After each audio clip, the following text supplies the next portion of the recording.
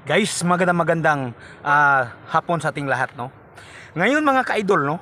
Galit na galit talaga ako, mga ka-idol. Kaming magsasaka dito, mga ka-idol. Kung nakita nyo kahapon na si Senator Bato, mga ka-idol, para magtrabaho lang sa Senate hearing, para lang magbuto, mga ka-idol, ayaw nilang tantanan, mga ka-idol.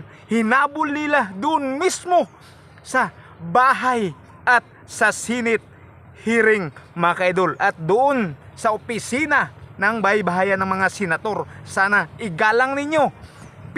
Pangalawang pinakamataas ito ng ating bansa, yung Senate hearing. Bakit hinabol ninyo? Ha? Bakit hinabol ninyo? Ha? Si Senator Bato, wala po itong kasalanan. Ha? Gusto ninyo dalhin sa ibang bansa? Nasaan na bang inyong mga utak? Nasaan na ba?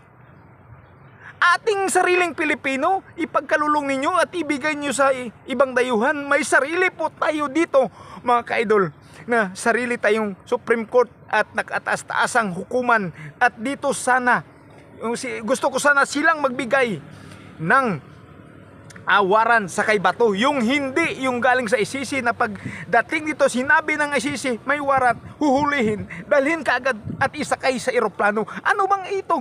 Ano ba ito? Hindi ko na kaya ito. Parang maiyak-iyak ako kasi inaidol ko kayong lahat, ha? Inaidol ko kayo, binoto ko kayo.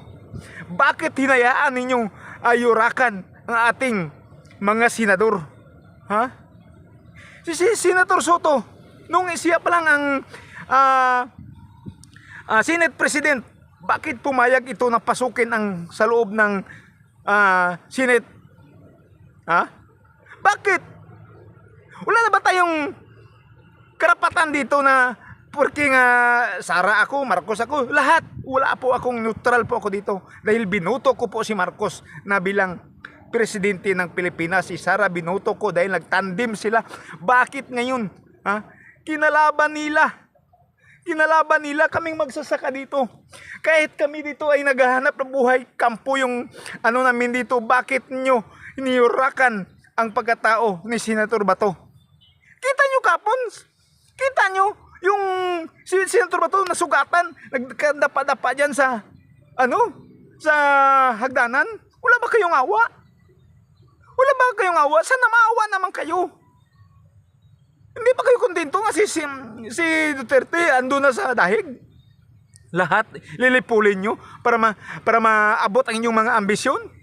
Huwag naman ganyan.